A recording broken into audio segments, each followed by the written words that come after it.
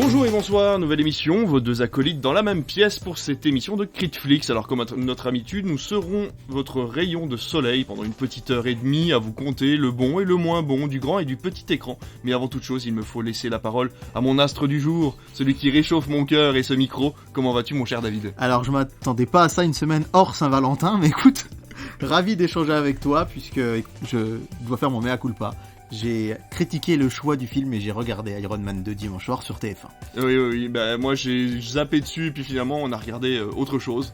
On va le savoir bientôt, mais on verra voilà, si tu fais partie de la majorité de ceux qui regardaient la télévision dimanche soir. De toute façon le programme est très chargé, on va donc commencer tout de suite et entamer les news.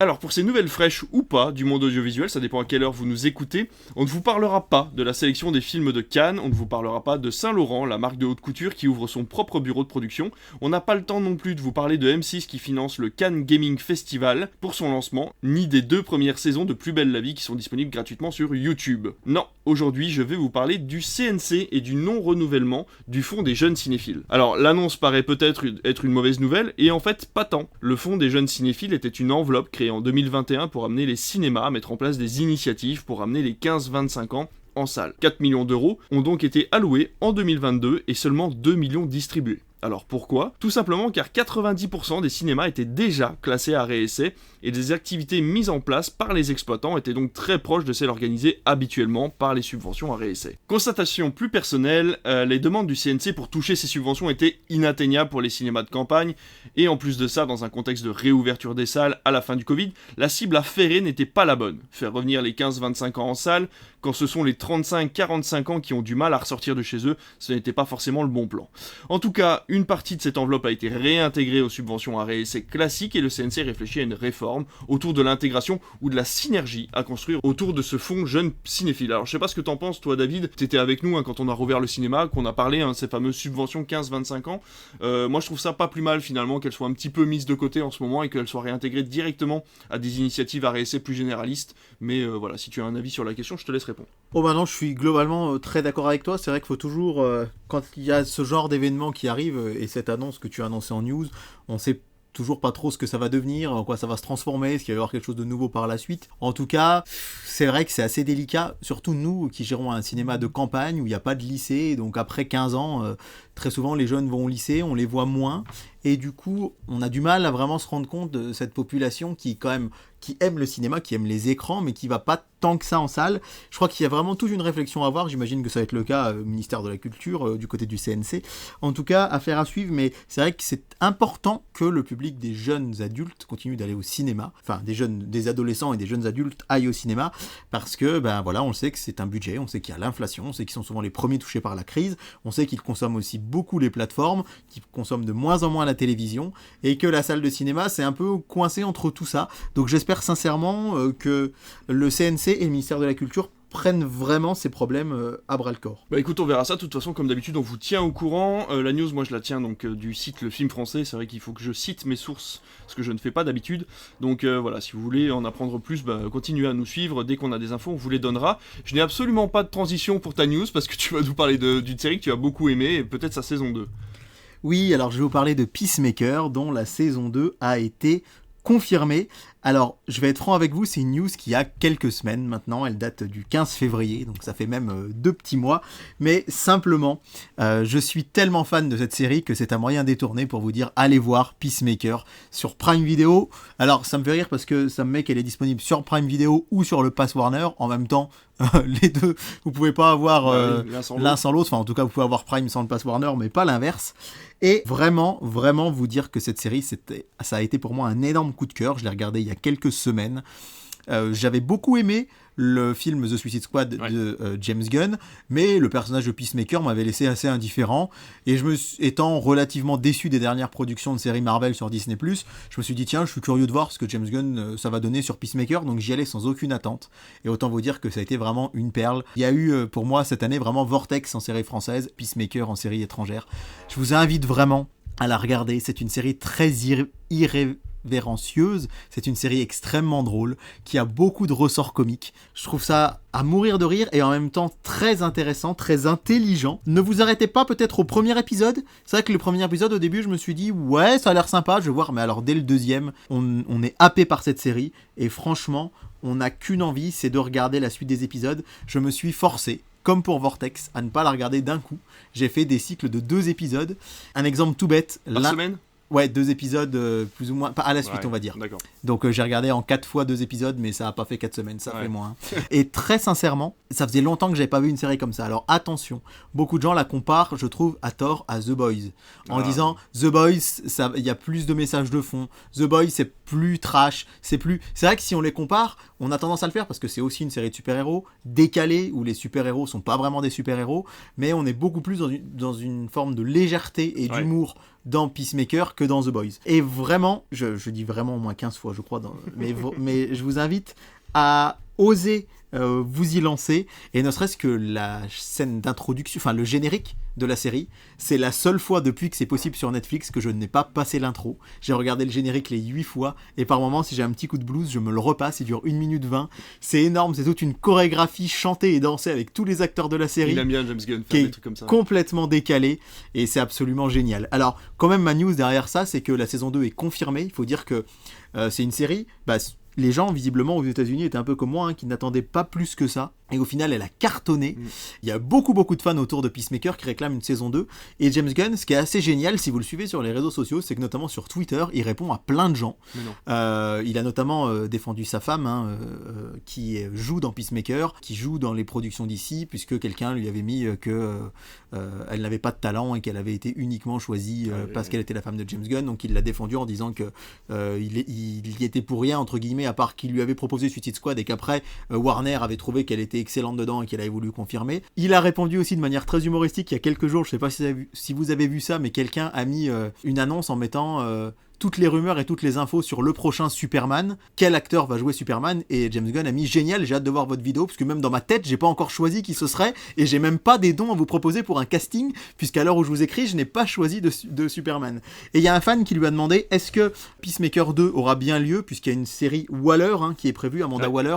Amanda Waller, c'est un personnage secondaire de la série Peacemaker, et il a bien confirmé qu'il y aurait une saison 2 à Peacemaker, mais qu'il faudrait être patient, parce qu'il la développerait seulement après Superman Legacy. D'accord. Donc sachant que Superman Legacy est pour le moment prévu à l'été 2025, ça veut dire évidemment que la pré-production et le tournage auront lieu en 2024, mais il faudra pas compter sur une saison 2 de Peacemaker avant, je pense, l'année de fin 2024, début 2025, donc c'est pas encore maintenant, mais au vu du grand succès que ça a eu, c'est vraiment chouette de savoir qu'on va revoir cette série, sachant qu'on devrait, je crois que c'est dans la série Créature Commando, si je dis pas de bêtises, il y a une série d'animation qui va sortir, et James Gunn a dit que ça servirait de transition aussi envers la saison 2 de Peacemaker. C'est aussi ça qui est très bien avec la saison 1 de Peacemaker, c'est qu'entre guillemets, elle se suffit à elle-même.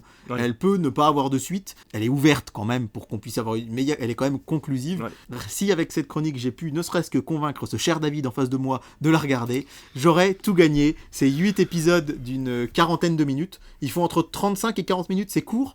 Voilà, je pense que je vous ai lâché tous mes arguments. Regardez Peacemaker, c'est une tuerie. Il faut que je le regarde effectivement, mais je vais t'avouer qu'on a commencé énormément de séries. C'est la première fois que j'ai autant de séries à suivre, parce que j'ai pas tous les épisodes, ils sortent toutes les semaines, et j'en ai 2 sur Apple TV, j'en ai une sur Prime, et j'en ai une sur Canal, et donc c'est vrai que malheureusement il faudrait que je me mette à celle-là, qui finalement tous les épisodes sont sortis, ce serait peut-être temps d'y regarder.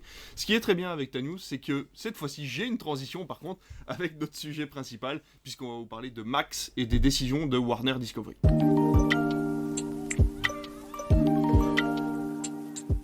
Alors comme je vous l'ai dit, on va rester chez Warner pour notre sujet du jour et la plateforme Max et ses idées saugrenues. Alors Max, c'est la nouvelle plateforme de Warner Discovery, cette énorme machine industrielle qui attaque tous les fronts de l'audiovisuel avec des films, des séries, des documentaires et du sport. Le 23 mai arrive aux États-Unis la nouvelle forme de HBO et Discovery+, nommée sobrement Max, avec pour slogan « The One to Watch ». Alors rien que ça.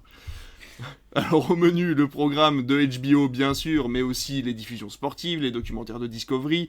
Il mettra en son centre de son lancement 40 programmes par mois, parmi lesquels des séries tirées des emblématiques licences de chez Warner, une série Pingouin tirée de l'univers de Batman, Just Like That qui est la suite de Sex and the City, mais également Welcome to Derry, un préquel au film Ça, tiré du roman de Stephen King. David Zaslav a également évoqué les Gremlins de Conjuring ou un spin-off à The Big Bang Theory dans les licences à essorer. Annonce des tarifs également avec 3 forfaits, encore une fois dédiés au territoire américain. Une offre avec pub, 9,99$, on pourra en parler, une offre sans pub à 14,99$ et une offre sans pub et en 4K à 19,99$. Mais le clou du spectacle, et on y arrive, c'est l'annonce de 2 séries, un préquel à Game of Thrones, The Night of the Seven Kingdoms, qui se déroulera 100 ans avant l'intrigue de Game of Thrones, et ce qui nous intéresse réellement, car oui, tout ceci n'était qu'une introduction, l'annonce de la série Harry Potter, chapeautée par J.K. Rowling elle-même, qui verra chaque saison raconter un tome des aventures du sorcier qui est devenu Aurore sur un malentendu. Alors, mon cher David, après cette longue prise de parole, peux-tu nous donner d'autres infos et peut-être ton avis sur tout ça, histoire que je puisse boire un coup?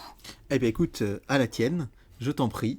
Va trinquer. C'est vrai que je n'ai pas spécialement d'autres infos, si ce n'est que, évidemment, ce sera l'occasion de retrouver aussi tout ce qu'on vous annonce plus ou moins chez Warner Bros. Et donc chez DC Comics, notamment des programmes extraits du nouvel univers créé par James Gunn, notamment cette fameuse nouvelle saison de Peacemaker dont je vous parlais tout à l'heure, qui devrait, selon toute vraisemblance, arriver, elle aussi, sur Max. Et évidemment, tout est cristallisé un peu autour de cette annonce d'Harry Potter, puisque je pense que les fans ne s'attendaient pas à ça. Qu'on a eu cette annonce qui est arrivée quelques heures avant cette fameuse conférence Max qui a eu lieu la semaine dernière, et qui a pris tout le monde un peu à court, parce qu'on ne s'attendait pas à ça. Il faut rappeler que cette série Harry Potter, en fait, ce sera tout simplement un reboot des films. Ce sera pas un spin-off, ce sera pas un préquel, ce sera pas un sequel, ce sera vraiment les films qui vont être retravaillés pour coller plus au livre. Alors c'est prévu sur 10 saisons, je crois, si j'ai bien compris. Donc ça veut dire pas forcément une saison par livre. Ça peut potentiellement dire, par exemple, que les 2 premiers livres étant très courts et pour le coup ayant la plupart de ce qu'ils ont à l'intérieur dans les films pourrait être, par exemple, je dis n'importe quoi, mais peut-être que la saison 1 ce sera le livre 1 et 2. D'accord. Mais par contre qu'un gros bouquin très long comme l'Ordre du Phénix pourrait être décliné sur 3 saisons par exemple. Ce qui est sûr, c'est qu'on part pour environ 10 ans, mais on ne sait pas si c'est sur 10 saisons. Ouais. Mais voilà, on sait qu'il peut y avoir du retard ou du décalage. Effectivement, c'est un sujet qui me paraissait assez important de traiter parce que, à titre personnel, je suis pas un grand aficionados d'Harry Potter. Alors je sais pas, peut-être que j'étais un peu grand. J'ai vu le premier à 14 ans au cinéma. Alors peut-être que ceux qui ont grandi avec plus jeunes, à 7, 8, 9 ans, sont plus rentrés dans l'univers. Moi, j'ai eu moins de facilité à y entrer. Je suis quand même allé les voir presque tous au cinéma, j'avais pas vu le 5 à l'époque, mais je trouvais ça sympa, mais ça m'a jamais transcendé, donc aujourd'hui c'était un peu difficile pour moi de donner un avis tranché là-dessus, puisque n'étant pas un immense fan de la saga, encore une fois je n'ai pas lu les livres et je pense que ça joue aussi, je ne les connais que via les films qui ont notamment dans la dernière partie, je trouve pas mal de défauts du fait, entre autres, de la réalisation de David Yates qui peine à me convaincre. Du coup, je me suis rencardé auprès de fans la semaine dernière. J'ai fait presque un micro-trottoir sans micro dans cette belle cité phocéenne de Marseille. J'aurais pu. Fait une interview. J'aurais pu. Je suis allé voir des fans d'Harry Potter, vraiment que je connais évidemment, et je leur ai dit alors qu'est-ce que vous en pensez? Et en fait, ce qui est assez amusant, c'est que c'est toujours la même réponse, même si je les ai pas vus ensemble au même moment, c'est mais nous on n'avait rien demandé. Ouais. C'est vraiment ça qui ressort. C'est de dire nous, voilà, alors effectivement, on va en revenir sur les Animaux Fantastiques, qui sont une saga en demi-teinte. Warner avait prévu 5 films, pour l'instant il y en a 3, je sais pas où est-ce qu'on en est du 4, sachant que le 2 et le 3 ont vraiment pas marché. Il y a eu toute cette affaire autour de Johnny Depp, remplacé par Mads Mikkelsen dans le 3e opus. Donc je pense que du côté Warner, on est échaudé par le côté préquel des Animaux Fantastiques. Sequel, pour l'instant, il n'y a pas grand-chose à raconter, si ce n'est peut-être l'histoire de cette pièce de théâtre qui est sortie en tant que 8e livre, mais qui n'a pas eu un succès tonitruant. Donc les fans m'ont dit, mais on n'a rien demandé, nous. Pourquoi tout recommencer à zéro ? Alors, chez Warner, chez Max en tout cas, on a répondu clairement que cette série était pour les enfants actuels qui auront 8, 9, 10 ans, qui découvriront ça et qui pourront eux aussi se construire des souvenirs comme si c'était pas possible de le faire avec les films. Et donc l'argument choc et coup de poing, c'est de se dire on va coller le plus possible au livre, là où beaucoup de fans, encore une fois moi je n'avais pas lu les livres, mais beaucoup de fans on les entend dire ouais mais ça collait pas assez, les films ne collaient pas assez bien au livre. Bien du coup là l'idée c'est vraiment l'argument de poids et ils disent voilà on veut que les jeunes se construisent de nouveaux souvenirs, ce qui pour moi était un argument quand même en demi-teinte. Alors je suis Vraiment, ouais, je trouve que l'argument vaut pas le coup parce que moi, mon petit de 9 ans a découvert les films, le 1, le 2, enfin voilà, il en est au 7ème partie 1, et il s'en sort très bien. Je veux dire, il a fait aucune remarque sur les effets spéciaux, il m'a pas dit que c'était mal fait, il m'a pas dit qu'il y croyait pas, c'est devenu un grand fan d'Harry Potter par les films, donc c'est vrai que les séries ne servent à rien. Ça paraît quand même assez particulier, surtout que J.K. Rowling est quand même assez impliquée dans la construction de cette série, alors que pour l'instant elle n'est pas en odeur de sainteté auprès de son propre public. Et aussi, une annonce de Warner a été faite aujourd'hui, annonçant qu'ils allaient faire un effort, je fais les guillemets avec les mains, un effort sur l'inclusion dans la série. Alors c'est quand même drôle de dire qu'ils vont essayer de coller au maximum au roman pour finalement jouer l'inclusion qui n'est absolument pas là dans les bouquins, et on le dit encore une fois, malheureusement les livres de J.K. Rowling ont énormément de qualité, mais certainement pas celle de l'inclusion. Donc c'est vrai que c'est assez particulier comme décision de chez Warner. De toute façon en ce moment ils ne prennent que des décisions particulières, hein, on va pas se mentir, mais on n'est pas là pour discuter de ça. Voilà, donc c'est vrai que pour parler d'Harry Potter, c'est comme tu dis, une décision en demi-teinte, c'est vraiment le mot, quoi. C'est vraiment de se dire, les fans n'ont rien demandé, les non-fans n'ont rien demandé non plus, et Warner a voulu accrocher avec un catalogue. Alors c'est marrant parce que le mot-clé en fait des plateformes qui arrivent là tout doucement, c'est la rentabilité. Aucune plateforme disponible en ce moment dans le monde n'est rentable. Il n'y a aucune plateforme qui rapporte véritablement de l'argent, et Warner arrive en voulant taper un grand coup, en annonçant une dizaine de séries différentes, donc des productions, des coûts de production, avec des grands noms, et s'attend à être rentable le plus vite possible. Ça me paraît quand même assez particulier. C'est ça, et comme tu dis, côté Harry Potter, est-ce que ça va rapporter vraiment des abonnés ? Déjà, il va falloir s'entendre à un truc, mais on le voit venir à 1000 km à la ronde, c'est le bashing quand ils vont donner le casting.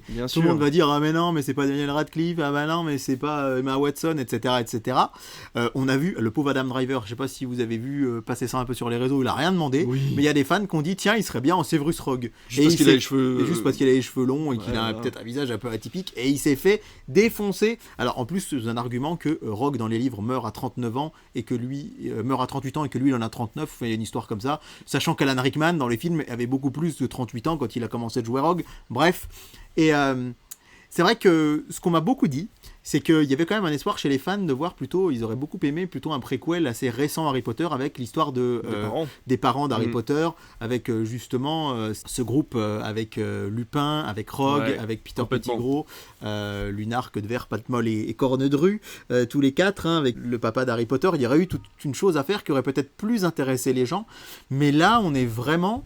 Harry Potter, c'est une mine d'or. Ça marche, ça cartonne, et on l'a vu encore avec Hogwarts Legacy, qui s'est extrêmement bien vendu sur console, mais on sent que Warner, quelque part, ne sait pas quoi en faire. Non. Ils ont tenté le préquel avec les Animaux Fantastiques, ça n'a pas marché, donc là ils se disent, on va pas faire la suite, on va reprendre la même chose. Je pense que bien sûr les fans vont être curieux de voir ce que ça donne, et peut-être que la série sera très bien, et peut-être que ça va fonctionner, mais on sent quand même, moi je trouve, que c'est clairement une mine d'or dont ils ne savent pas quoi faire. Ça c'est assez flagrant. Je trouve qu'ils ne savent pas comment se dépatouiller de cet Harry Potter.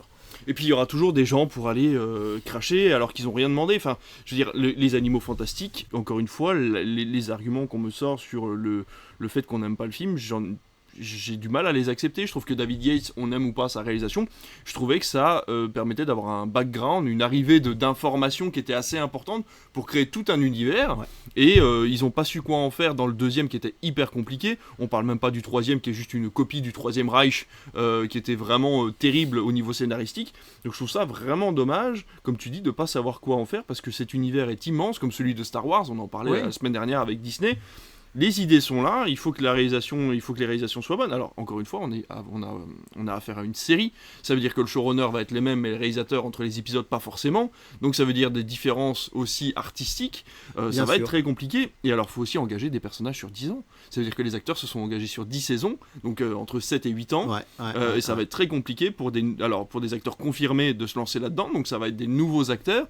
Donc, les fans vont encore gueuler en disant c'est des gens qui sont pas connus, ils ressemblent pas aux acteurs principaux, ils ressemblent pas à Daniel Radcliffe, et en même temps on sait pas comment ils jouent, alors ils vont forcément jouer comme des pieds parce que les fans ont décidé que c'était comme ça. Donc non, vraiment cette idée de série Harry Potter, ça a mis un gros coup de buzz sur la plateforme Max, mais alors vraiment s'ils pouvaient rétro-pédaler et peut-être y réfléchir un petit peu plus longtemps et essayer de voir un petit peu comment ils pourraient aborder cet univers. Hogwarts Legacy, niveau scénaristique, était une très bonne idée. Ça prend place dans un univers dans l'univers d'Harry Potter, mais dans une temporalité que personne ne connaît. Scénaristiquement, du coup, c'est ouvert à 100%, et du coup, les gens étaient très contents. Donc là, vraiment, je trouve ça vraiment un petit peu particulier de vouloir créer une série qui reprend à l'identique les livres. Alors peut-être tout simplement aussi pour des histoires de frais, parce que la réadaptation des scénarios sur des livres déjà préexistants, ça coûte quand même beaucoup moins cher que de devoir écrire toute une histoire. Bien sûr, et puis on l'a dit, J.K. Rowling est associée au projet, donc forcément elle va chapeauter un peu tout ça derrière, ce qu'elle a fait aussi pour les films, peut-être pas autant qu'on l'aurait voulu. On rappelle aussi que elle a dit que notamment le 7e livre, beaucoup de gens le trouvaient moins bien que les autres, mais parce qu'elle avait dû se dépêcher, parce que Warner la poussait à le sortir, parce qu'il fallait que le film sorte dans les délais. On l'a vu aussi pour Game of Thrones avec George Martin, finalement, qui n'avait pas écrit assez de livres pour arriver à la fin de la série. Ouais. Et effectivement, là, on touche à quelque chose d'assez intéressant aussi entre les œuvres littéraires, leurs adaptations, que ça impose aux auteurs de base. Mais pour revenir sur le sujet Max, je pense que ça peut être un concurrent très sérieux, pour le coup, à Netflix, à Prime et Disney+. Ah bah ça, par contre, parce oui. que faut quand même se rendre compte que le catalogue HBO plus Warner, c'est énorme. Rajoutez à ça le côté Discovery, donc toute la partie chaîne documentaire, chaîne de savoir. Et en plus, je pense, on parle du sport. Chez nous, dans le Pass Warner, vous avez Eurosport, ex-chaîne du groupe TF1, qui est quand même un diffuseur assez important de plein de choses. Et je pense que, on va voir combien ça va coûter en France. On le disait tout à l'heure, on ne sait pas ce que va devenir le Pass Warner, mais on imagine qu'il va peut-être disparaître. La plateforme chez nous, elle n'est pas prévue pour l'instant, avant au moins 18 mois, une bonne année et demie. Mais je pense que ça peut un peu rabattre les cartes. Autant, c'est pas contre eux, mais Paramount+, par exemple, ou la plateforme Universal, on voit bien que c'est compliqué. On voit aussi que Disney+, c'est pas forcément au milieu de sa forme, on va pas se mentir, on l'a dit plusieurs fois. Que Prime tient bon parce qu'aussi, il y a plein de choses autour. Il y a le Pass Ligue 1 chez nous pour le foot, parce qu'il y a aussi Amazon Music, parce qu'il y a la livraison des colis, parce que voilà, etc. Et que Netflix reste quand même dans l'inconscient des gens qui ne connaissent pas le monde des plateformes. On va prendre une plateforme, on va prendre Netflix. Souvent, ils ne réfléchissent pas trop au reste. Mais ça va être un concurrent important. Et encore une fois, je vais pas hâte de vieillir, mais quand même me dire dans 5 ans, je me demande ce que ce petit monde va être devenu. Est-ce qu'il y aura toujours autant de plateformes ? Ça, c'est une vaste question. On en a déjà parlé d'ailleurs sur Netflix, mais c'est pas évident du tout à savoir. Surtout que les plateformes là arrivent à des accords. On va en parler dans très peu de temps, qui vont permettre de fusionner en fait une seule et même entité. Tu le vois avec le Pass Warner sur Prime. On va parler de Canal dans quelques instants. C'est des bonnes idées. Là, Max, ce qui est bien, c'est qu'ils arrivent après tout le monde, ils arrivent un peu après la guerre, ils ont été chercher un peu le meilleur de chacune des plateformes, comme par exemple proposer ce fameux forfait avec pub à 10 € par mois, directement, sans être passé par la case, on vous propose pas de pub. Ça n'empêchera pas des augmentations de tarifs d'ici 2 ou 3 ans après leur lancement, mais c'est vrai que du coup, au niveau rentabilité, encore une fois, ils vont peut-être réussir à remplir les caisses un peu plus vite et à convaincre les actionnaires, ce qui permettra peut-être une meilleure stabilité de la plateforme. Donc ça, c'est pas une mauvaise idée. 15$, on va trouver l'équivalent, ça va être 15 € peut-être à peu près chez nous, peut-être un petit peu plus. Ouais, ou un petit peu moins, parce que s'ils commencent à 15$, ça fait, ils seront les plus chers sur le marché. Ouais, mais on le voit par exemple sur les consoles de jeux vidéo qui normalement devraient valoir moins cher que 499$ et qui sont à 499€. Mais ce que je veux dire, c'est que s'ils veulent percer en France, je pense qu'il faut qu'ils arrivent à moins que de 15€. Parce que tout de suite, les gens vont se dire, oh là là, c'est beaucoup trop cher. D'où le forfait avec pub, c'est vrai que le forfait avec pub de chez Netflix est à 7,50€. 6,99€. Ouais, quelque chose comme ça. Donc ils sont déjà un peu plus chers. Ouais. Encore une fois, la qualité du catalogue de chez Warner, avec tout ce qu'ils ont au niveau des licences, ça veut dire que vous allez pouvoir voir tous les DC Comics, vous allez pouvoir voir les films Gremlins, vous allez pouvoir voir tous les Harry Potter. Ouais, tout l'univers de Looney Tunes. Aussi, encore une fois que les contrats avec les autres plateformes seront terminés. Évidemment. Parce que là, vu qu'Harry Potter est sur je ne sais plus quelle plateforme, enfin on ne sait pas, il était sur Salto, donc je pense qu'il doit être revenu sur le Pass Warner. Il doit être sur le Pass Warner. Donc c'est vrai qu'il doit y avoir encore des licences qui ont été rachetées par d'autres plateformes puisque Warner n'était pas encore en France, donc tout ça va arriver tout doucement sur le Pass Warner. Ils promettent quand même 40 nouveaux contenus par mois. C'est énorme pour une nouvelle plateforme. Ça ne sera pas 40 contenus par mois pendant 10 ans non plus, mais c'est vrai qu'à l'arrivée de la plateforme, ça offre énormément de choix. Je vais être franc, c'est pas forcément une bonne nouvelle. Parce que quand tu arrives sur une plateforme, ce qui est bien, c'est quand il n'y a pas grand chose dessus, tu as le temps d'en faire le tour, tu as le temps de pas fouiller pendant 10 ans ce que tu vas regarder. Je me souviens du début de Netflix ou du début de Prime, ou même Salto, quand on allait dessus, on pouvait choisir facilement un programme, parce qu'il n'y avait pas grand chose. C'est pas un défaut, c'est pas péjoratif, mais c'est vrai que là, annoncer qu'ils ont déjà un énorme catalogue qui va être prévu de base, plus 40 nouveaux programmes dans le mois, Alors effectivement, t'en auras pour ton argent, mais est-ce que t'auras le temps de tout regarder? Ah bah évidemment que non. On l'a dit l'autre fois, hein, qu'on l'avait écouté dans Culture Média, ce spécialiste qui disait que de toute façon, on peut s'abonner à autant de plateformes qu'on veut. Le temps n'est pas C'est ça. extensible. Il C'est y a ça. 24 heures dans une journée. On a tous, on travaille, ou même même des gens qui sont à la retraite. Enfin, je veux dire, il y a très peu de gens, même dans les gens qui sont pas actifs, qui sont au chômage, qui passent 12 heures devant la télé. Et heureusement d'ailleurs, dans une journée. Donc de toute façon, il y a toujours cette profusion qui fait qu'on n'a jamais le temps de tout voir et qu'il faut faire un choix. Et moi-même, hein, je viens de m'abonner au Pass Warner parce qu'il y a plein de contenus que je veux voir dessus. Et je me dis, bah. Était-ce l'idée du siècle? Sans doute pas. C'est pas 10 Bon, c'est euros un mois par gratuit, mois, c'est pas très oui, grave. voilà, il y a le mois gratuit, puis 10 euros par mois. S'il faut, je réajusterai, Ouais. j'enlèverai un autre abonnement à droite à gauche. Mais encore une fois, j'adorerais avoir aussi Paramount Plus. Il y a plein de choses qui ont l'air cool dessus, mais on n'en sort pas si on s'abonne à tout. Ça, c'est clair. Donc, il faut faire des choix. Et est-ce que c'est avantage ou inconvénient le fait qu'ils arrivent alors qu'il y a déjà des abonnements, parce que c'est ça qu'il faut pas oublier aussi, c'est que des fois les gens ils peuvent aussi avoir un peu la flemme de se dire ah ben ouais je suis plus attiré par le Pass Warner que par Disney+, mais il faut que je me désabonne. Mais alors heureusement tout le monde n'est pas Canal+ avec cette fameuse date anniversaire dont je ne comprends pas encore que ça existe, ce genre de truc, mais bon. C'est ça. En 2023, mais comment bon. on peut encore faire des trucs comme ça? Mais- Même les forfaits de téléphone sont pas plus. Ouais, voilà, ça implique quand même des démarches de se désabonner. Et des fois, les gens, moi j'en connais, hein, qui là voulaient laisser Netflix et qui se sont dit, bon, bah, finalement, il n'y a pas eu encore cette histoire de partage d'écran qui a été bien tranchée chez nous. Bon, bah, allez, je continue. Du coup, si les gens s'abonnent à Max et qu'ils doivent se désabonner d'autres choses, bah, des fois, ça peut être un des inconvénients, je trouve, d'une plateforme qui arrive par rapport à une qui est installée depuis longtemps. Ouais, En tout cas, je pense que c'est un vaste sujet dont on aura l'occasion de discuter et rediscuter plusieurs fois. Oui, complètement. De toute façon, ils vont faire parler d'eux encore pour plein de choses, que ça soit Warner, DC, Discovery, voilà, tous les préquels et les suites de séries qui ont été annoncées. Je pense qu'on pourra vous en parler soit dans les news, soit dans un gros sujet. Mais dans tous les cas, on voulait vous en parler parce que l'arrivée d'une plateforme, c'est toujours un événement, quelle qu'elle soit, hein, que ce soit Paramount+, Universal+, dont on n'a jamais parlé, effectivement, parce que elle est passée complètement inaperçue. On a vu des publicités à la télévision, mais malheureusement, aucun programme du catalogue n'attire les Français. Donc il y a à mon avis très peu de personnes qui sont abonnées à Universal+, et je crois que d'ailleurs il faut passer par Prime pour s'y abonner. On peut s'abonner tout seul, mais il me semble que tu peux prendre le... C'est possible, ouais. Il doit y avoir... à voilà. vérifier, mais je crois, ouais. Dans tous les cas, on a Lionsgate Plus aussi qui s'est arrêté en France, Ouais. qui est reparti uniquement dans les territoires européens qui rapportent encore de l'argent pour eux, mais en tout cas en France ils ont bien compris que ça ne marcherait pas.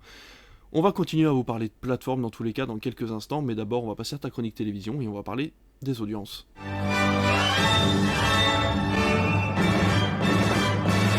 Alors mon cher David, ça y est, c'est parti, on est reparti sur ta chronique télévision et tu vas nous parler des audiences qu'ont regardé les Français ces derniers jours.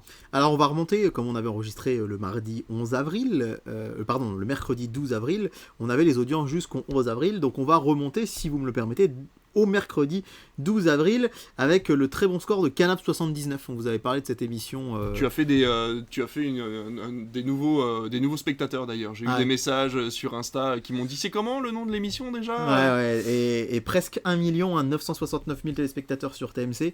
C'était vraiment pas mal du tout pour ce mercredi soir.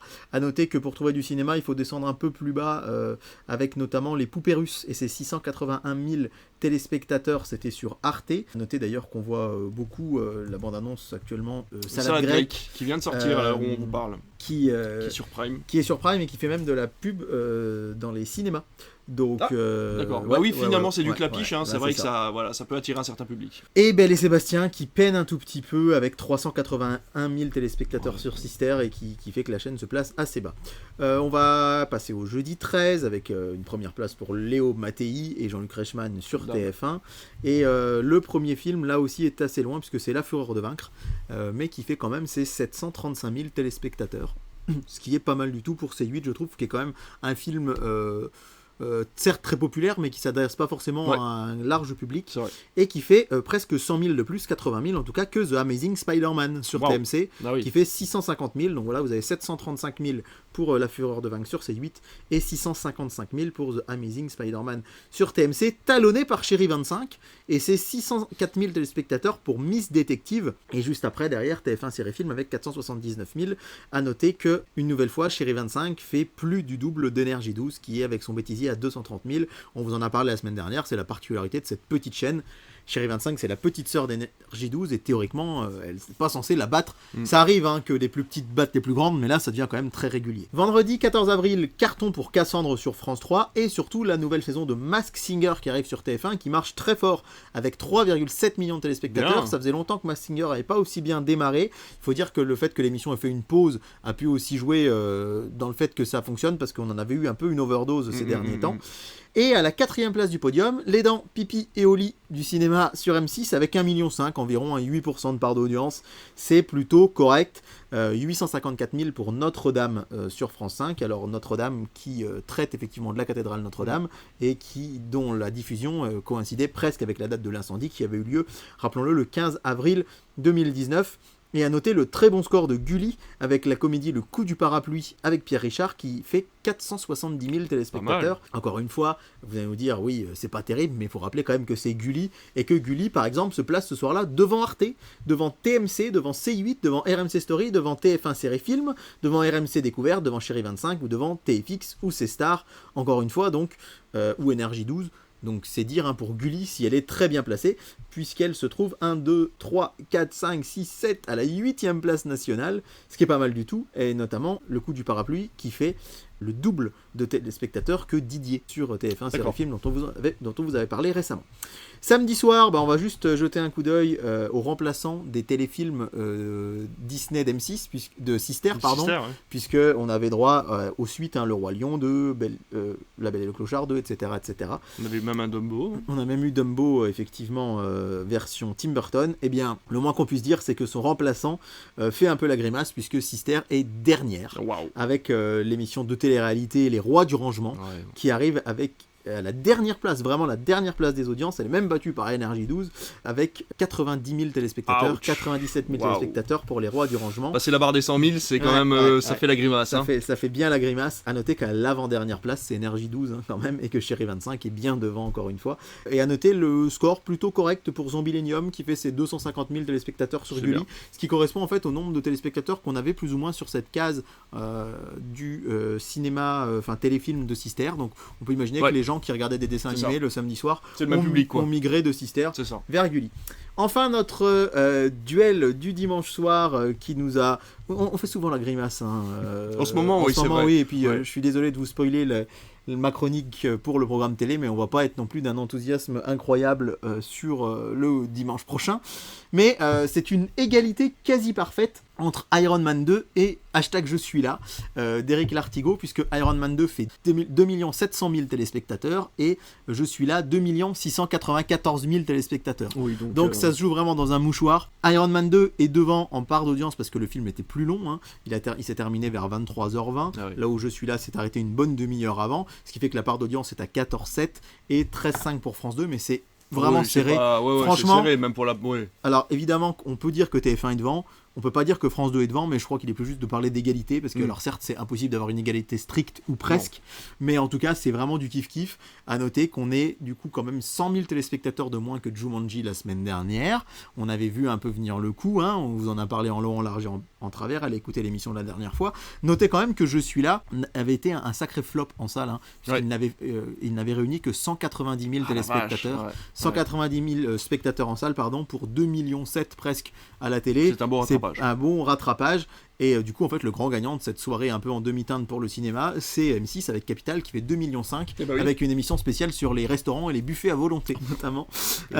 Du coup, Capital qui remonte, et du coup, on a 2,7 millions pour TF1, 2,7 millions presque pour Je suis là, et 2,5 millions pour Capital. C'est marrant de voir à quel point... C'est marrant de voir à quel point M6 c'est la bouée de sauvetage des films en fait. Tu vois, les films ne t'intéressent pas, donc tu vas sur M6. Donc c'est marrant, c'est une belle bouée de sauvetage parce que ça montre que les trois chaînes sont coude à coude parfois et finalement c'est assez intéressant d'en parler. Et puis encore une fois, on va pas s'envoyer des fleurs, mais on l'avait vu venir qu'Iron Man 2, rappelons que c'est actuellement le plus faible score d'audience de TF1 depuis le début de l'année 2023 pour un film le dimanche soir. Encore une fois, moi je l'ai regardé et ça m'a fait plaisir parce que je lui ai revu plein de défauts, mais comme je le mettais sur Twitter, ça m'a vraiment permis de retrouver ce MCU simple entre guillemets. Il y avait eu Iron Man, il y a eu Hulk, l'incroyable Hulk et l'Iron Man 2, et une petite scène post-générique qui t'histoire, et voilà, mais c'était C'était simple, il n'y avait pas besoin d'avoir vu 40 films, 40 séries avant. Et c'était Il y avait moins d'enjeux. assez irrévérencieux en plus. Ouais. Chose qu'on ne retrouve beaucoup moins avec Disney. J'avais même oublié que c'était Paramount qui distribuait. Ouais. C'est le logo Paramount avant fait. Iron Man 2. Mm. Encore une fois, je suis pas un anti-Disney, bien au contraire, puisque je collectionne plein de trucs sur Disney, j'adore leurs films, mais il faut bien dire qu'il y a quand même parfois un côté un peu plus consensuel, Voilà, peut-être, c'est ça, ouais. qu'il n'y avait pas dans Iron Bon Man mot. 2. Donc, je continue de dire que c'était pas un très bon choix de prime time, mais j'étais content de regarder ce film-là. Et puis finalement, c'est pas une audience catastrophique, mais ça a quand même pas bien marché. Parce que bon, en public, TF1 doit être aux anges en disant on est les premiers, machin, Ouais. etc. Mais à mon avis, dans les bureaux, ça devait faire un peu la tronche de dire bon, on n'a même pas dépassé les 3 millions un dimanche soir. Bah c'est ça, ouais, alors que la semaine d'avant, où d'habitude ils faisaient 6 millions, rappelons qu'ils ont fait 2,8 millions avec Jumanji. Donc on va pas dire qu'on est plus malin qu'eux, mais ça fait quand même 2 fois qu'on leur dit, qu'on vous dit, ça risque de pas marcher, qu'effectivement ça marche pas derrière. Mais bon, côté TNT, enfin en tout cas Arte, qui est presque au million avec En pleine tempête, Bien. avec George Clooney. Puis c'est C8 avec 627 000 pour Dialogue avec Mon Jardinier. Et à noter que ce n'est pas une blague, mais qu'on a pratiquement 5 fois plus d'audience sur Chérie 25 que sur Énergie 12. Chérie 25 avec Les Petits Beurs d'Agatha Christie qui fait 600 000 téléspectateurs et seulement 160 000 pour Énergie 12, qui presque bonne dernière.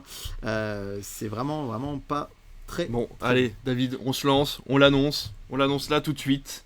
On va essayer de reprendre le canal 12 de la TNT, on va faire la chaîne Critflix. Alors pour l'instant on n'a pas les moyens de s'acheter un deuxième micro, je te rappelle.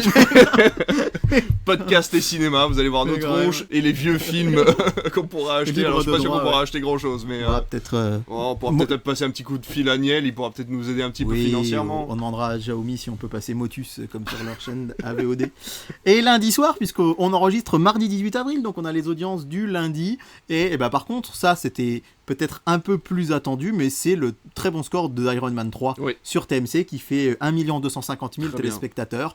Ben, grâce, effectivement, par contre, je pense à la diffusion de la veille. D'autant que, comme je vous l'ai dit, j'étais devant la télé. Il y a quelque chose qui me chagrine un peu avec les films sur TF1 maintenant, ce que je peux comprendre en termes d'audience, qui est quelque chose qui s'entend, c'est que TF1, contrairement aux autres chaînes télé, coupe le générique. Oui. Alors d'autres chaînes télé l'accélèrent, mais là, c'est coupé. Donc vraiment, on a la scène post-générique tout de suite après. On a quand même, je pense qu'ils sont obligés, d'un point de vue contractuel, on a quand même Bien le sûr. carton doublage Ouais. qui est montré. Et alors là, vraiment, une fois le carton doublage parti, direct, ils ont embrayé sur la bande-annonce d'Iron Man 3. En disant demain soir sur TMC, Ah ouais. TMC, la suite des aventures d'Iron Man, retrouver Robert Downey Jr. et Gwyneth Paltrow. Alors, la question c'est est-ce que ça vaut le coup de faire 2,8 millions avec Iron Man Ouais. 2 sur TF1 pour le lendemain faire 1 million et quelques sur TMC avec Iron Man 3?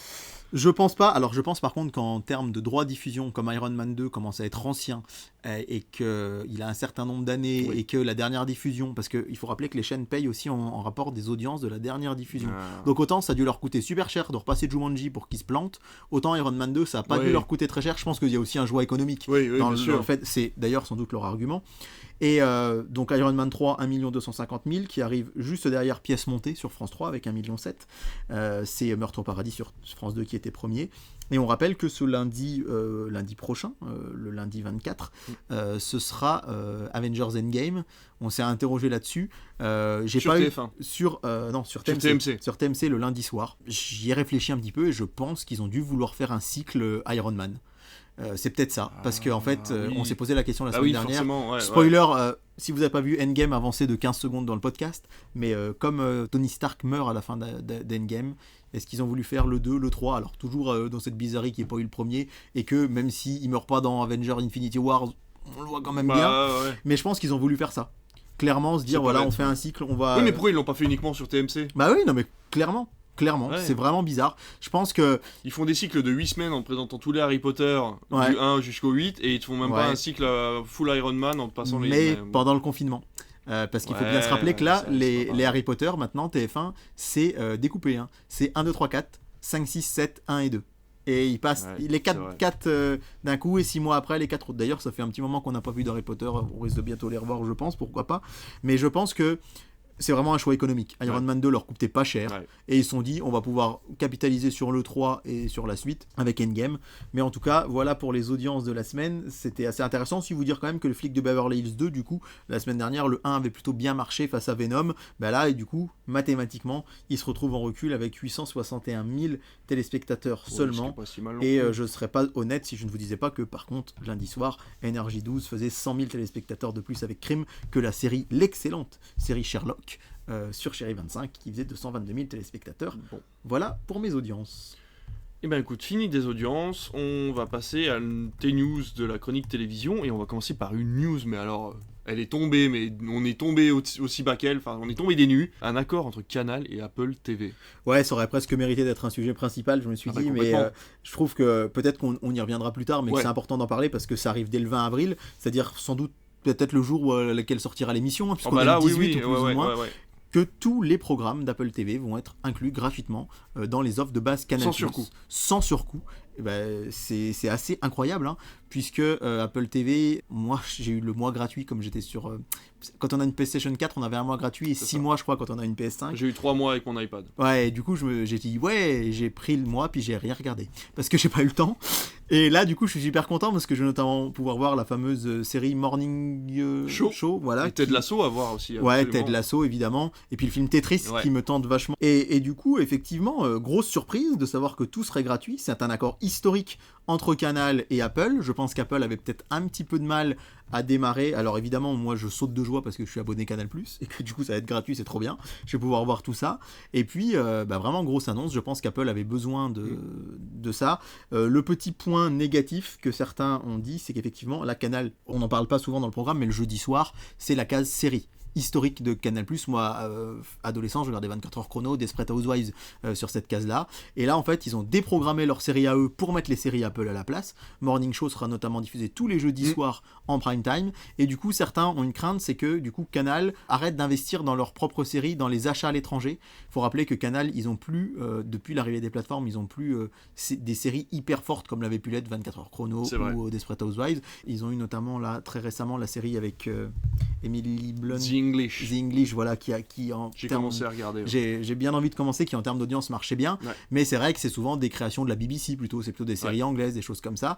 Et là, du coup, beaucoup de gens se disent, j'espère que c'est pas qu'on n'aura pas beaucoup moins de séries propres à Canal, puisqu'ils auront le programme Apple TV. Et là, par contre, en linéaire, ils vont avoir de quoi en mettre, même si c'est pas immense, il y a quand même de quoi faire, je pense. Après, ça dépend parce qu'il y a une histoire de durée des programmes aussi, puisque Apple TV est une plateforme, hein, et donc du coup, la durée des programmes peut être variable entre une demi-heure, 50 minutes selon les épisodes. Et c'est vrai que par exemple, Ted Lasso, c'est 30 minutes, ça correspond pas forcément à la ligne éditoriale en linéaire de Canal qui va pas pouvoir caler des pubs comme elle le veut, par exemple, sur un programme de 30 minutes.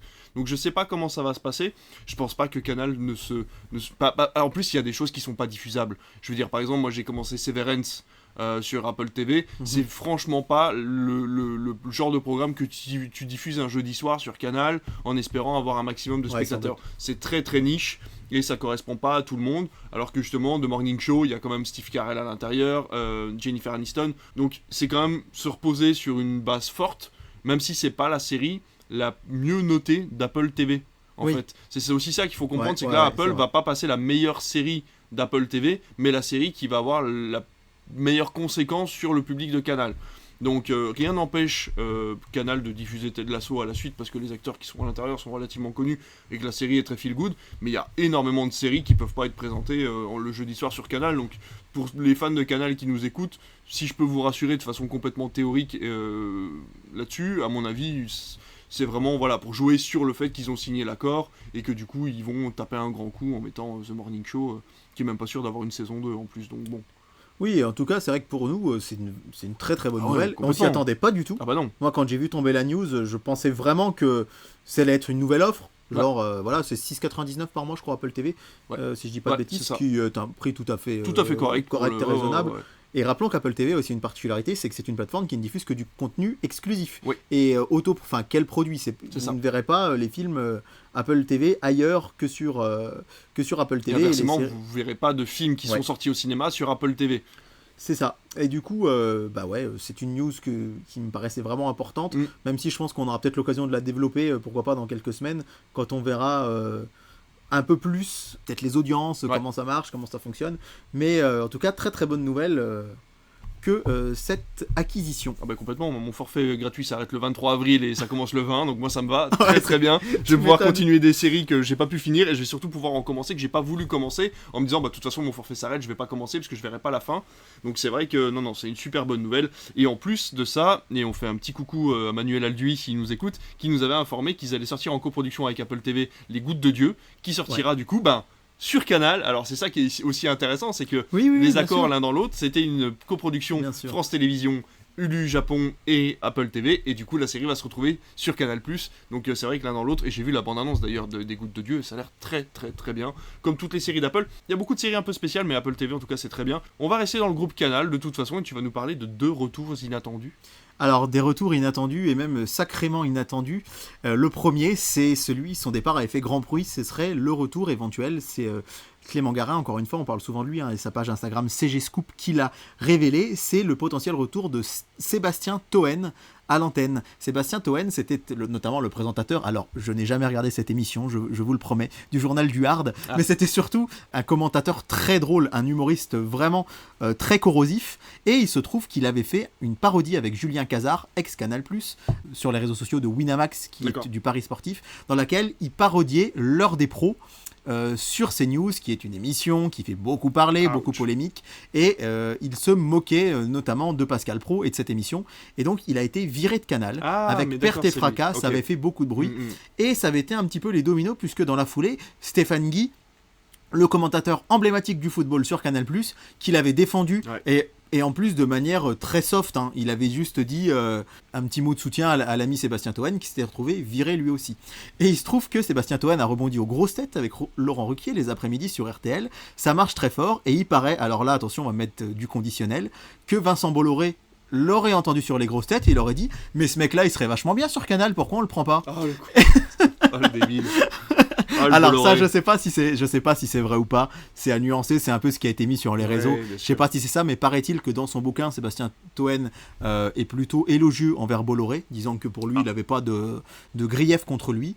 Et alors là aussi, à prendre au conditionnel, il aurait envoyer un courrier d'excuses à Bolloré, et du coup il pourrait faire son retour dans le groupe Canal, ce qui serait assez surprenant. Quid du coup de Stéphane Guy, je pense pas qu'il reviendra, lui maintenant il a été embauché par RMC Sport et BFM TV, mais son départ avait fait grand bruit et son retour serait assez surprenant. En tout cas moi, aux grosses têtes que j'écoute relativement régulièrement, je l'aime beaucoup, mais c'est vrai que c'est un humour noir, c'est un humour décapant, c'est pas un humour grand public Sébastien Toen, mais bon, en tout cas, ce qui pourrait montrer que voilà, chez Canal, on peut aussi tourner la page, ce qui serait plutôt une bonne chose. Ce qu'on entend, c'est surtout que c'est lui qui a envoyé une lettre d'excuse à Bolloré, et pas Bolloré qui est venu le voir en mode bon, allez, on passe l'éponge, quoi. Donc voilà, est-ce que c'est vrai ou pas cette lettre d'excuse ? Est-ce que c'est vrai ou pas que Bolloré avait oublié qu'il avait été chez Canal ? Je ne sais pas.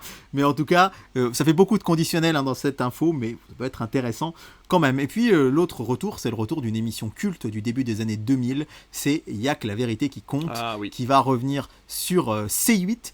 Rappelons-le, Laurent Fontaine, Pascal Bataille, derrière leur rideau, avec un anonyme qui vient et qui déclare quelque chose à un autre anonyme. Alors soit c'était 2 collègues dont un était tombé amoureux de l'autre, soit c'était parfois pour des parents qui retrouvaient leurs enfants des années plus tard. Ça cartonnait le lundi soir sur TF1, ça passait en deuxième partie de soirée. Et là, depuis quelques mois, C8 a testé les rediffusions. Et il se trouve que ça a très bien marché. C'était prévisible. Et que des inédits vont arriver. Et ce qui est assez drôle, c'est qu'il y aura donc toujours Bataille et Fontaine à la présentation. Et surtout Rebecca Anton qui était dans la loge et qui accompagnait la personne qui ne savait pas pourquoi elle était là, elle, jusqu'au rideau. Alors elle l'interviewait et elle l'accompagnait jusqu'au rideau. Et ce qui est très amusant, c'est que Rebecca Anton a arrêté de le faire à l'époque parce qu'elle venait d'être embauchée sur Plus belle la vie. Et que Plus belle la vie venant d'être terminée, eh bien, elle peut reprendre sa place dans l'émission presque 20 ans après. C'est assez amusant. Je pense aussi que ça risque de faire un carton d'audience parce que quand on voit comme ça marche, il faut rappeler que de base c'est revenu sur des chaînes YouTube ou sur Pluto TV, je crois qu'il y avait une chaîne Il y a que la vérité qui compte. Là ça fait des 500-600 000 téléspectateurs en rediff, sachant que c'est des émissions de 2003, 2004, 2005, donc avec le contexte de l'époque, je pense que là ça risque de faire peut-être 1 million de téléspectateurs, pourquoi pas, sur Canal. Et puis une petite news brève en plus qui n'est peut-être pas dans ton conducteur dont je t'ai parlé tout à l'heure rapidement, c'est que M6 essaierait de négocier avec l'Arcom la fin de son obligation de diffuser de la musique sur ses antennes. Rappelons que M6 doit aujourd'hui contractuellement diffuser 20% de musique, 20% de son antenne doit être de la musique. C'est simple, il y a des clips sur M6 en moyenne de 2h45 à 7h du matin.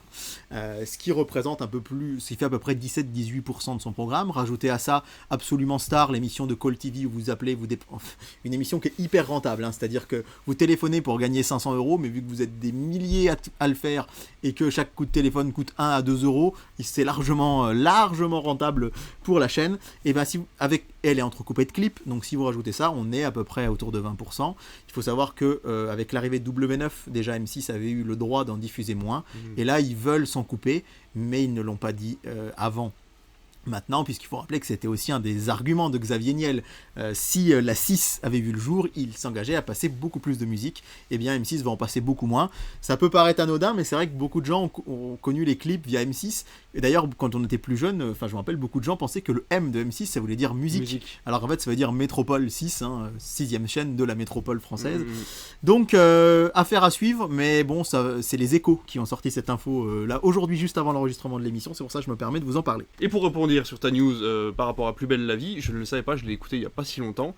Un collectif a été mis en place d'anciens acteurs et de personnes de la team Plus belle la vie pour créer une suite à Plus belle la vie, et c'est un collectif associatif en fait. Ils ont fait ça avec des dons, avec de l'argent qui venait un peu de la droite et de la gauche, et du coup c'est marrant de voir que on va peut-être voir la première série associative en fait à la télévision ou sur une autre plateforme ou quoi, et donc voilà, je trouvais la news plutôt intéressante. On pourra vous en parler avec un peu plus de détails un peu plus tard. Et allez, notre habituel programme des films, que va-t-on pouvoir regarder cette semaine, mon cher David? Alors on va commencer par samedi. Alors c'est la semaine qui va du 22 au 28 avril que je vous présente aujourd'hui, et samedi, eh bien malheureusement pas de cinéma à la télé en prime time. On a l'habitude, mais on avait quand même Gulli là qui avait tenté des choses.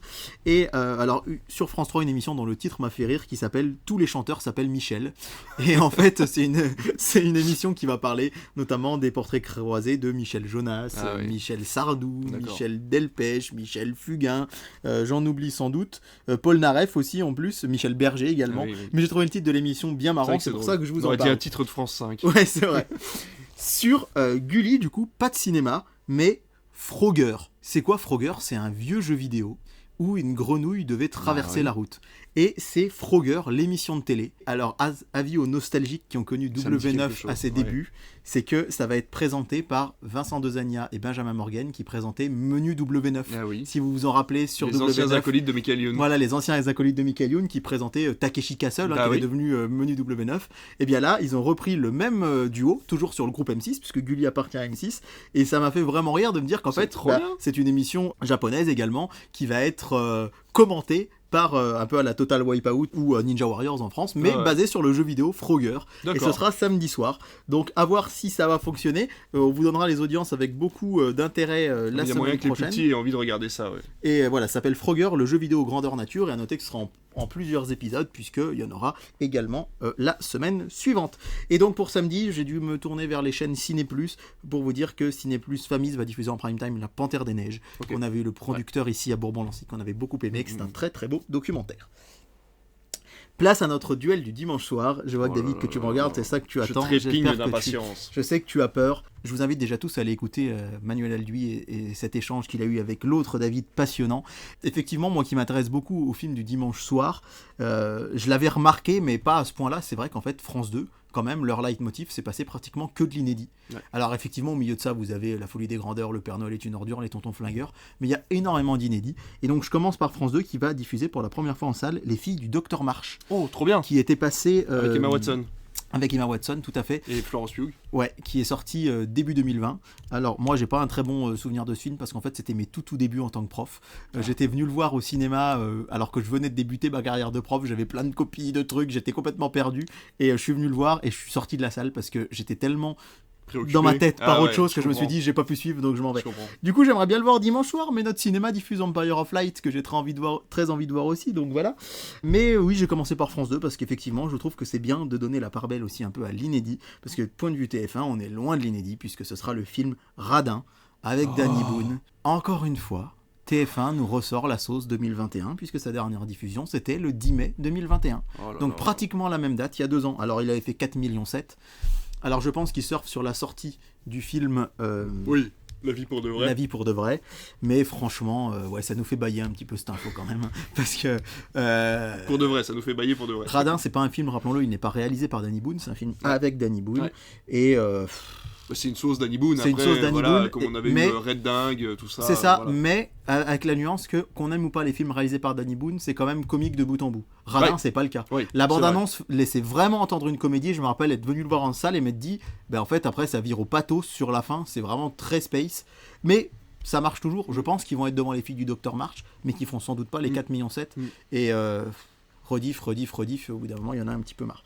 Sinon, pour le reste de la semaine, David, je vais t'annoncer une bonne nouvelle, c'est qu'il y a beaucoup de films à la télé. Cool. Donc je devrais être content et m'en réjouir, mais je me dis aussi que c'est la semaine de vacances des Parisiens, et que malheureusement, enfin que les zones de Paris et de Toulouse vont être en vacances, la zone C, et que moi en tant que membre de la zone A, c'est-à-dire tout le milieu de la France, Ouais. ça va de l'arc atlantique jusqu'aux Alpes, Tu te sens rejeté.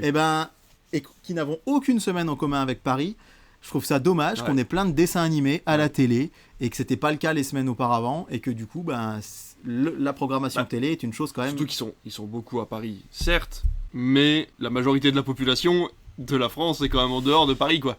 Donc c'est vrai que c'est quand même dommage de pas... C'est-à-dire que Paris et Toulouse, effectivement, ça représente une grosse concentrée de la population, mais ils devraient l'étaler. On devrait en avoir un peu plus. Mais bref, tout ça pour Surtout vous que dire. les Parisiens seront en vacances, du coup ils seront pas à Paris, du coup ils regardent peut-être pas la télé. Peut-être, ouais, c'est ça. Et que les autres, comme il y aura de l'école, ils vont pas se mettre forcément le soir devant leur programme. Donc dimanche soir, vous pouvez continuer de découvrir du cinéma avec sur Arte Le Bateau. On reste dans un cycle maritime, hein, puisqu'on a eu en pleine tempête la semaine d'avant. Sur C8, De Funès avec La Zizanie. W9, le très moyen adaptation de jeux vidéo Lara Croft Tomb Raider, le berceau de la vie, avec Angelina Jolie. Ouais. En plus, c'est le 2. TFX, c'est intéressant puisque c'est une chaîne du groupe TF1 et qui vont passer L'Appel de la Forêt. Ah, super. Tiens, Qui avait prime eu beaucoup de time succès. Ouais. À 5 millions de téléspectateurs le 1er janvier. Ils avaient déjà fait ça avec Death Wish il y a quelques temps, Ouais, du recyclage exact, ouais. quelques mois plus tard. Et en général, ça marche plutôt bien. Sur Sister, ce sera Nanny McPhee et le Big Bang, la suite de Nanny McPhee qui est passée dimanche dernier. Et Canal Plus Cinéma qui, le lundi soir, passe décidément très souvent des films inédits. Et là, je l'ai mis spécialement pour toi, David, parce que je crois que tu l'avais bien aimé. Moi, je ne l'ai pas vu. C'est El Buen Patron qui sera mise à l'honneur par la chaîne. On l'a diffusé, alors je l'ai pas vu, Ah, c'est je bien croyais que vu, tu l'avais non, vu. mais on l'avait diffusé en séance surprise. Alors si vous avez un cinéma qui fait ça autour de chez vous, c'est le genre de film qualitatif que vous pouvez voir, El Buen Patron, donc c'est voilà, les séances surprises, ça avait été diffusé dans notre cinéma, Voilà. mais malheureusement j'ai pas pu aller en salle pour le voir. Et vraiment, chapeau Canal Plus Cinéma qui, alors on le sait, qui risque de se transformer en une chaîne très art et essai, hein, puisque on annonce l'arrivée de Canal Plus Box Office. Et oui, qui va plus passer des blockbusters. Et on a déjà Canal Plus Grand Écran qui passe plutôt des films cultes. Et bien là, du coup, c'est vrai que je trouve ça chouette que le lundi soir, ils mettent en prime time des films comme ça. Donc chapeau à eux. Lundi soir, pas de film sur France 3, puisque c'est la cérémonie des Molières, qui sont les Césars du théâtre. Alors c'est toujours une très mauvaise audience, on va pas se mentir. Parce que le théâtre est un art qui est moins accessible pour des gens comme nous qui vont à la campagne. Puis je trouve que les récompenses sont compliquées parce qu'en fait c'est un acteur dans une pièce d'un auteur mort, il y a meilleur acteur dans une pièce contemporaine, meilleure actrice dans une pièce. Alors c'est vrai qu'il y a beaucoup de récompenses différentes qui sont, comme tu le disais, pas très accessibles. Donc je comprends que les Molières attirent pas forcément le grand public. Et très souvent par chez nous, c'est vrai qu'on n'a pas accès, si on n'habite pas dans une grande ville, à ces films-là. Donc voilà. Sur Arte, ce sera le film Remorque de 1941 avec Jean Gabin et Michel Morgan, donc voilà, pour les amateurs. W9, le flic de Beverly Hills 3, et donc pas de surprise sur TMC puisque je vous ai déjà annoncé Avengers Endgame. Bien sûr. Le mardi soir, alors à noter que France 2 diffusera un documentaire qui s'appelle Thomas Pesquet Objectif France, qui va revenir sur toute la vie de Thomas Pesquet, et enfin surtout sur sa vie, non, sur ses expéditions dans l'espace, mais surtout en deuxième partie de soirée du cinéma le lundi soir, ça arrive très rarement, avec Proxima. D'habitude ils font l'inverse. Ouais. D'abord ils diffusent le film, le et après ou le ils téléfilm, et après le débat. Et là donc il y aura vraiment Thomas Pesquet Objectif France et donc Proxima à 22h50, un film qu'on avait aussi diffusé chez nous, qui avait plutôt bien marché. Je trouve que c'est sa place, une deuxième partie de soirée. Honnêtement, en prime time, ça aurait sans doute pas marché, mais pourquoi pas, surtout qu'on va être dans le mood, puisque les gens qui ont regardé Thomas Pesquet... C'est avec Eva Green, ça, c'est ça Ouais, c'est ça. Avec Amour et Acharnement, c'est le film un peu à réessai du mardi soir sur Canal+, avec Vincent Lindon, qui n'avait pas bien marché, qui avait eu de très mauvaises critiques, il faut le dire quand même. TFX, Jurassic Park 3. Énergie 12, Le Choc des Titans. Ah, bon, ils vont peut-être faire un peu d'audience avec ça. On espère, on vous dira ça bientôt. Alvin et les Chipmunks 3 sur Gulli. Et sur Sister, un petit coup de cœur des frères Farelli avec Marie à tout prix. J'adore ce film, c'est très bête, marrant, mais c'est très très marrant. J'aime beaucoup. Mercredi sur Arte, retour à Cold Mountain, qui est un film culte, et à juste titre que je n'ai personnellement pas vu. Et TMC qui nous pique une idée, puisque ils vont faire un documentaire mercredi soir sur Harry Potter, les secrets du phénomène. Ah bah tiens. Parce que c'est les vacances encore une fois pour cette zone-là, et qu'un petit documentaire sur Harry Potter, c'est sûr de faire de l'audience. Et notamment en deuxième partie de soirée, la fameuse coupe des 4 maisons, vous en avez parlé. Pas terrible, Où c'est, en fait, c'est la retransmission d'une émission de télé. C'est ça. Anglaise avec des candidats anglais, et du coup chez nous.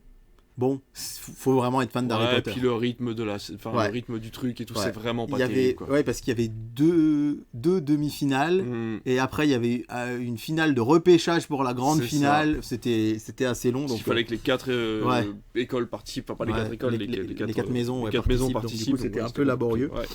Et TFX, on est en vacances, qui ne diffuse jamais de cinéma le mercredi, vous proposera ce soir-là Batman vs Superman. Un petit Zack Snyder qui fait bien plaisir. Voilà. Sachant que la veille, ils ont passé Jurassic Park 3 et que dimanche soir, ils auront passé L'Appel de la Forêt. C'est une grosse semaine cinéma sur le canal 11 de la TNT. Et c'est Star qui va diffuser Tous en scène. Mais tiens donc, un petit dessin animé un mercredi soir, mais comment se fait-il ? La zone ne serait-elle pas en vacances ? Eh bien si. Surtout que, rappelons quand même que... je fais un peu ma mauvaise langue parce qu'il n'y a pas que la zone C, il y a aussi la zone B. Il y a 2 zones de vacances. Oui, mais ça exclut la zone A, c'est ce que je veux dire. C'est que là, il y a la zone B. La zone B, c'est Marseille, c'est Lille, c'est aussi des grandes agglomérations françaises. Mais ils jouent vraiment leur carte dès que Paris arrive en vacances. Et là, il y aura Paris et tout ça, donc voilà. Mais tant mieux pour les gens qui nous écoutent là-bas. Oui, c'est juste pour nous qui sommes les académies du milieu, Nantes, Lyon, Saint-Étienne, Grenoble, Dijon, Clermont-Ferrand. On sait qu'on est un peu dans la diagonale du vide, mais pas tous, et qu'on aimerait bien quand même avoir aussi du cinéma pour nos jeunes, comme ça peut être le cas à Noël, ou comme ça avait été peut-être un peu plus le cas en février. Toujours est-il qu'il y aura Tous en scène mercredi soir sur C-Star, et que sur Sister, on terminera avec le cycle Belle et Sébastien, avec Belle et Sébastien 3, pour le coup Sister qui avait joué le jeu, puisque c'est bien un film familial qui avait commencé dès les vacances de la zone A. Jeudi 27 avril, c'est pas du cinéma, mais les Baudins, grandeur nature, en direct sur M6. Un spectacle en direct sur M6, c'est pas tous les jours, donc c'est pour ça que je vous en parle. Parce que la dernière fois, c'était pas du direct quand ils avaient fait l'anniversaire de... Non, c'était une émission, c'était une émission, c'était des sketchs, c'est ça. C'était une inédit, mais c'était pas du direct. Okay. Sur C8, les 20 ans de la méthode Coé, cette émission culte des années 2000 sur TF1. Ne serait-ce pas un test pour essayer de voir les audiences que ça fait ? Je verrais bien ça aussi comme un test, effectivement. Et à noter aussi que Patrick Sébastien sera à l'honneur plusieurs fois dans la semaine, s'il y a des fans de ce monsieur, sur C8, notamment samedi soir et mardi soir, je crois, avec 2 prime time inédits qui lui seront dédiés. Plein de films familiaux pour un jeudi soir, tant mieux encore une fois, mais bon bref, vous l'aurez compris, je ne vais pas vous servir la même soupe, avec sur W9 À la poursuite de demain, de Disney, avec George Clooney. Je ne l'ai jamais vu. C'est ça. J'aime bien parce que j'aime bien quand Disney fait des trucs un peu bizarres. Après, le film est pas extraordinaire, mais ça fait toujours du bien de se dire que tu t'es pas encore mangé à la même sauce que d'habitude. Ouais, et c'est pour ça que j'ai envie de le voir, moi, parce que je l'ai jamais vu et je me dis, c'est un peu comme Jungle Cruise ou comme... En fait, c'est une partie du parc que j'aime beaucoup, cette partie un peu rétro-futuriste du parc Disney, je l'aime beaucoup, et c'est vrai qu'à la poursuite de demain, ça fait un peu penser à ça, donc j'aime beaucoup. Sur TMC, Battleship. J'adore. J'adore. Voir un porte-avions faire un drift, moi je trouve que ça mérite forcément sa lettre de noblesse, donc moi j'aime beaucoup Battleship. C'est vrai que face à Battleship, c'est pas tout de suite j'adore, que j'aurais dit à titre personnel, avec Rihanna je crois qu'il est dedans. Oui, avec Rihanna, ouais, tout à fait. Mais ça sera sur TMC, et en deuxième partie de soirée, Iron Man 3. Tiens, voilà. Voilà, comme ça si vous l'avez loupé lundi, vous pourrez le revoir. TF1 série film, Moi moche et méchant. C'était des films pas forcément familiaux, mais voilà, c'est le cas là. Et sur Chérie 25, un film que j'adore, c'est Vous avez un message avec Tom Hanks. C'est une comédie romantique qui en fait aujourd'hui est un peu surannée parce que c'était vraiment le début des emails. Aujourd'hui avec Mythique, avec Instagram. C'est Meg Ryan qui joue. Ouais, c'est ça. Il est chouette ce film. Et c'est vraiment une très jolie comédie romantique. Et enfin, vendredi 28, le blockbuster de Canal+. Eh bien, je pense que si vous marchez dedans, ça porte bonheur, puisque c'est Moonfall de Roland Emmerich. Et pour moi, c'était quand même une belle bouse, mais non, j'aime pas dire ça. Si, parfois il faut le dire. On est souvent de très bonne humeur. Oui, on est souvent. Voilà. Il faut dire, je n'ai pas du tout aimé Moonfall, mais peut-être que vous l'avez aimé et que vous aimez comme David quand les porte-avions font des drifts avec une encre. Mais Moonfall, Roland Emmerich, moi, je suis pas je lui crache pas dessus, je trouve qu'il a fait des trucs Oui, cool, non, mais Roland Emmerich, complètement, notamment complètement. Midway, que j'avais trouvé cool, là, en 2019. Ouais, non, mais complètement. Et là, c'est vrai que j'ai pas aimé du tout, mais bon, ça passe sur Canal+. Et d'ailleurs, il est sorti il y a un petit moment, par rapport à Thor Love and Thunder, par exemple, je Ouais, crois. oui. J'ai l'impression que... Parce que là, c'est un inédit. c'est un inédit, Ah bah ouais. non, il est sorti Ouais, beaucoup. ouais, Bah non, sorti- il est sorti à la réouverture quasiment. Enfin, Ouais. bah, un peu plus tard. Ouais, genre dans en ces 2000. eaux-là, quoi. Ouais, je pense que ils avaient pas grand-chose sous Ça le doit coude. quasiment faire un an. Ils ont dit, allez, hop, on va Ouais. mettre ça. Sur France 5, un documentaire qui s'appelle Et Dieu créa Barbie et qui notamment surfe sur la future sortie Bah, du forcément. film de Barbie. Sur Gulli. D'ailleurs, n'emmenez pas vos enfants voir Barbie. On refera à mon avis, une émission, parce que de toute façon, on fait une émission toutes les semaines. Mais quand le film sortira, on vous préviendra encore une fois. À mon avis, n'emmenez pas vos enfants voir Barbie. C'est plutôt, je pense, un bon conseil. Sur Gulli, Karate Kid. C'est vrai que c'est un peu Ah, original. alors, lequel Karate Kid. Le premier, des années 80. Karate Kid. Ok, ça c'est très bien. Tu me Parce mets que... le doute. Alors non, je non, mais vérifie, parce que l'autre, il fait du kung-fu. Alors à chaque fois, je m'énerve. Alors j'adore Jackie Chan, mais le problème, c'est que... Avec. Oui, c'est ça. Ah ben non, voilà. C'est pas... Non, c'est pas bien. Voilà, c'est Coupé. C'est c'est la Karate version Kid de moderne. 2010. Voilà, Ouais. c'est ça. Donc moi, De je 2010. ne... Oui, donc, Bah tu fais bien parce que moi j'y connais je mets rien. mon veto sur celui-là. Je les ai jamais vus. Je sais même pas de quoi ça Il n'y a parle. aucune référence au premier karaté, à la première trilogie de Karate Kid dans ce Karate Kid là, et en plus ça s'appelle Karate Kid et il lui apprend à faire du kung-fu. Alors ça, si c'est pas raciste, C'est pas bien. Donc j'y connais rien. Mais il y a Karate Kid 2010 sur Gulli et sur TF1 Série Film, c'est Shrek, d'accord, premier du nom. premier du nom, avec Ok. en deuxième partie Le Moi Moche et Méchant qui a été diffusé quelques jours plus tôt, Bah oui. la forcément. veille tout simplement. Voilà donc pour un programme assez étoffé avec beaucoup de choses. Tant mieux, c'est chouette qu'on voit du cinéma à la télé. C'est vrai qu'on aimerait qu'il y en ait parfois un peu plus, même hors vacances scolaires. Mais c'est encore une fois un programme très complet. Et soyez là la semaine prochaine, puisque un duel du dimanche exceptionnel vous attend, puisque ce sera un jour férié le 1er mai. Eh ben fantastique, on se rejoint directement la semaine prochaine, on vous fait des bisous, et puis ben n'hésitez pas à nous suivre, à nous partager, à commenter comme d'habitude. On a hâte de vous retrouver la semaine prochaine. À très À bientôt. bientôt.